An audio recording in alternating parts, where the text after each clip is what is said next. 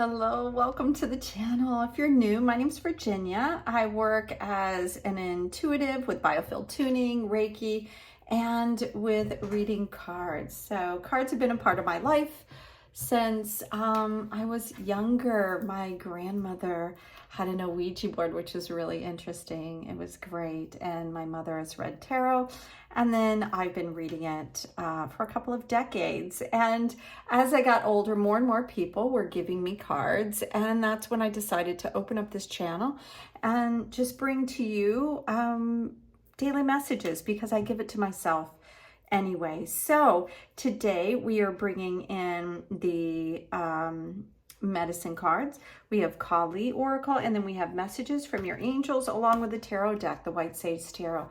Now I have started for the last several months. I've been tapping in before each reading to see if there was a message, and what I heard is anything that is taking away from you in terms of you feel like your energy is being drawn out towards it in a negative way is something that is not working for you. And anything that you're doing that you can feel like the joy and the expansiveness and the really the mutual benefit to, that's the things that we lean into. So all right, so let's ask the cards then. What else? And I am kind of feeling like the animal spirit today. So thank you to Jamie Sams and David Carson for this incredibly rich deck. Let's try this one. Ooh, Crow Spirit. So I picked up the deck upside down, which I hate doing, but because I always like cards to be right side up. So this is Crow Spirit, but it's in reverse. Now, Crow is all about the natural rhythm, the natural laws of nature, the natural, like what we think of as karma, what you put in, you can get back out. And as you can see with card number 24, the something that is very uniquely coming together with 4, which is some sort of stability, and it brings something additional, like what I was talking about, when something is coming and you have reciprocity, and you and the thing, no matter what it is, if it's family or work or where you live or whatever, if you're equally benefiting from the connection, then that's when you can get some rewards out of it. Now, Crow, like you can see here, is kind of a mirror. There's law, sacred law in Crow Spirit. And I'm going to go to the guidebook and see what it says. And it's interesting because I did look at the bottom of the deck, and I'm kind of feeling like this card also would like to come out, which is Hummingbird Spirit. And that's card number 44, and it reduces to 8. But when numbers double like that, and what I'm hearing is there's something that's really coming together to help you build a foundational, because if you see here, now we have 3 4s. There is something coming together that is going to help create the stability that you've been yearning for in your life. And it's coming, I feel like, very soon. And it's part of this understanding the relationship between whether something is really just sucking away your energy and taking away for you, or giving you reciprocity, that you're both getting something. So this is about law. And all sacred texts are under the protection of Crow. Creator Book of Laws or Book of Seals is bound in crow feathers.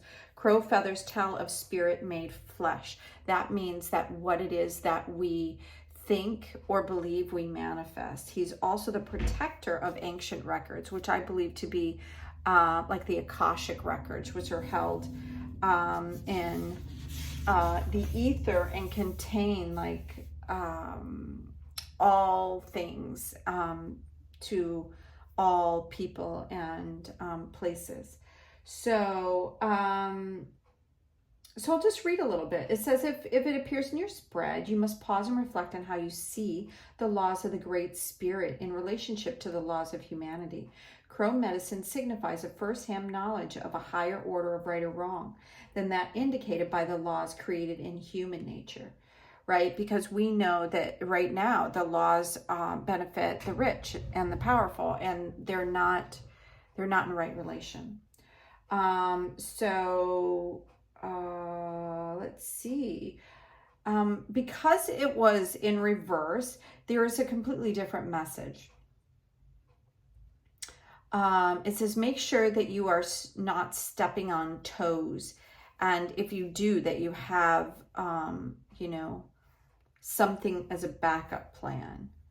Because this is about not honoring what this right relation is. And yesterday I saw that what I was feeling was a lot of this energy around America with the eagle spirit and then the spirit of coyote. And so this is about not following those laws. And because we have hummingbird spirit right next to it, which is all about joy, I feel like that this is maybe a time when we're going to stop following what has been asked of us and step more into the joy. That's about not blindly just going along with things because they're there. That's what I think this message is about, is not following the things that aren't in a lawful way. Okay, so Montagi, the queen, she is the tantric queen of outcasts, unveiling the sudden inner power to thrive outside of conventional society. Yeah, outside of the normal law. Now, this is sacred law. This particular thing is sacred law. But what I'm feeling, or the energy that I'm getting, is not that you're outside of sacred law, but you're outside of this man-made law, and that you're seeing that things are not equal, and that there's a dark side to all these things that we have been blindly following, and it's now time to get back more into nature. I'm seeing this beautiful starfish up here. The symbol is of the star, and when it's upside down, that's what's really prevalent. It's like there's something from the galactic world or something is coming in to show us and to reveal this dark side, and how here on the planet that we have been living not in right relationship with really anything, because we haven't been honoring the mother, the earth. We haven't been honoring each other. We haven't been honoring masculine and feminine. You know, we're very heavily masculine, top-down dominated. And it's time to step into this. If you've been denied love and respect, then Kali brings healing and empowerment. If you have suffered rejection or abandonment, or labeled unworthy, she brings dignity and repair. She clears the way for a creative, joyful, and vibrant path. Yeah, so that's what this is really speaking to me, is what I was feeling yesterday from this kind of like what felt like things were going to be revealed in this trickster energy, and how people have really just not been kind, and they have been going about things with no heart, no soul, no spirit. This was Vanessa. Okay, so she's coming back in. If you've got something going on that you have a decision about, it says, which way brings me closer to my divine purpose and which way takes me away from it? Yeah, so this was the card that came out yesterday, and it was also kind of what I was feeling in my, you know, as I was sitting in right before the reading, is what is really nurturing you? What are you feeling connected to? Or what just feels like it's like pulling your energy and taking away resources, vital resources from you, and not giving back, like you're not getting back what you're putting in, kind of situation, whether it's a relationship or it could be family even. You know, a lot of times family think that they deserve more just because you're related, and that's not necessarily true. So we have Serena here, that's the angel of abundance, and you'll receive the money that you need, and God is in charge of how that will happen. So have faith.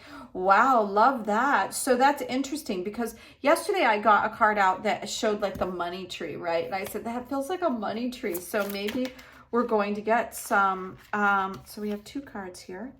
We have the King of Cups. Yeah, this is about really being empowered by the things that bring you joy, right? Along with the hummingbird. Really knowing the power of open-hearted living and being in right relationship with things, because that's what it's all about. We're here to connect with our heart. And the people that are not taking care of everybody around them are not going at things with their heart. They're like, and they've somehow sold the belief that like the more powerful you are, the better you are. No, the more giving and kind you are, the better you are, in my mind. So we have the Eight of Swords. So the Eight of Swords is around, as you can see here, it's like conflict. It's around not really understanding what's going on and feeling conflicted about some sort of situation. It's about when things, kind of spin around in your head and you're like, I don't really understand what's going on because this is true and that is true. And they're not working together. So it's almost also showing that like the two sides of things, that we are connected by this cord, by this, as it shows right here in the card, it's like we're connected by this ribbon in all of life. But sometimes we, the sharp ends, when 2 points come together, it's like it's an impasse, right? And so what I feel like is that the reason why they're not touching, and you see, things coming at you from all sides, really, is that to step back out of that. You don't have to be in that conflict, but staying in an open-hearted manner, and then asking, like, why is it that I'm seeing the things that I'm seeing?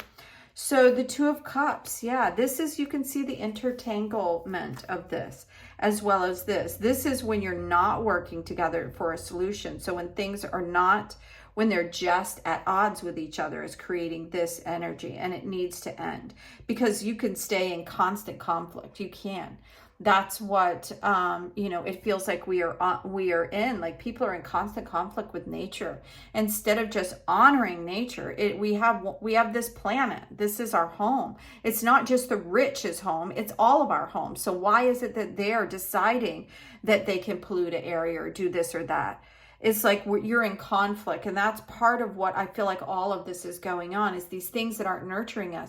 Something is coming in to be revealed. I feel like information, and that we're going to start seeing these darker energies, meaning that people that are just out for themselves, and they just will take just because they can, and because they feel like in this top-down system that the higher you are, the better you are, the more value you have.